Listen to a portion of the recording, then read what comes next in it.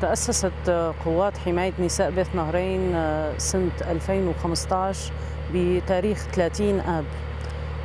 تأسيس هاي القوات طبعا كان حاجة وضرورة ملحة لتمكين نساء شعبنا للدفاع عن ذاتهم والدفاع عن أرضهم وعن شعبهم. وطبعا بالنسبة لنا هذا اليوم ما ذكرى عادية، يعني هو عهد متجدد بيننا وبين تاريخ شعبنا. وعلى الصعيد الشخصي أيضا هذا الشيء أو هذا اليوم يعتبر يعني مهم جدا بالنسبة لي، كون هو يعني يأكد أنه نحن كنساء ما لنا نساء عاديات، إنما نحن جزء من قوة جماعية قدرت أنه هي تكسر حاجز الخوف والصمت، وقدرت أنه هي تكسر الصورة النمطية عن المرأة، سواء نساء شعبنا أو النساء الأخريات يعني من في المنطقة. وعلى الصعيد الوحدوي أيضا يؤكد هذا اليوم بأن المرأة السريانية الآشورية الكلدانية ما عادت غائبة عن معركة الوجود، إنما هي صارت من ضمن هاي المعركة، صارت في صلبة وفي صميمة هاي المعركة لحتى هي تكون قادرة أنه هي تدافع عن نفسها وعن أرضها وعن شعبها. التجربة العسكرية علمتنا أنه القوة الحقيقية ما بتكمن بالسلاح فقط، إنما تكمن بالوعي والإيمان والالتزام. وعلى الصعيد الشخصي منحتني شجاعة وإيمان بصوتي، بأنه وجودي وحضوري هو شيء ضروري كامرأة يعني في كل المجالات، يعني سواء المجالات السياسية ولا العسكرية. وتأكد أنه وجودنا نحن كنساء عسكريات هو ضرورة لحتى نحن نخلق معادلة متوازنة في الحياة وفي المجتمع. وعلى الصعيد المهني أيضا يعني قدرت أنه هي تثقل من شخصيتي، قدرت أنه هي يعني تخليني في حالة من المسؤولية والانضباط اللي نحن بحاجة لها في هذا الوقت، لنشارك كنساء بشكل فعال في بناء المجتمع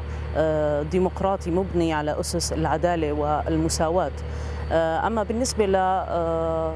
لحظات اللي هي يعني تعتبر تاريخية بالنسبة لنا، أكيد يعني اللحظات التاريخية يعني عديدة وما فينا نحن يعني نستذكرها بشكل كامل، لأنه لحظات الفخر يعني سواء على صعيد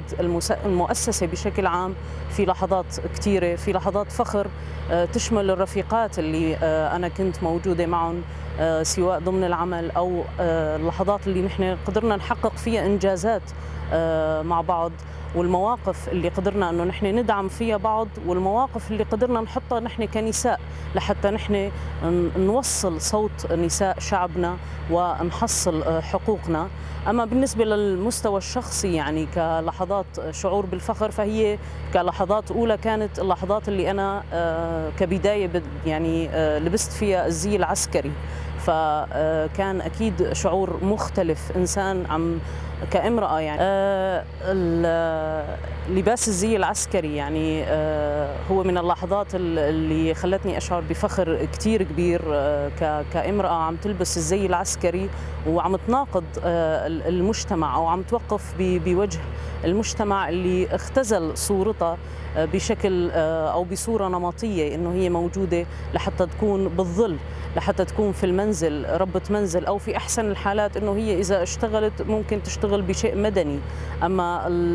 لما نحن يعني قررنا إنه نلبس هذا الزي العسكري ونشارك في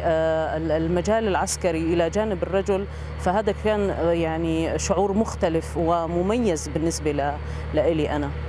رسالتنا للعالم هي أنه نحن اليوم في الوقت الحاضر من الضروري أنه تكون المرأة مشاركة في كل مفاصل الدولة والمجتمع، سواء على الصعيد السياسي والاقتصادي والاجتماعي والعسكري. وجود المرأة هو الشيء الوحيد اللي رح يخلق حالة من التوازن اللي بحاجة إلى الدولة والمجتمع، ونحن رح نضل موجودين صامدين لحتى نوصل صوت كل النساء، كل امرأة ليس لها صوت نحن صوتها، ورح نضل ماشيين بطريقنا لحتى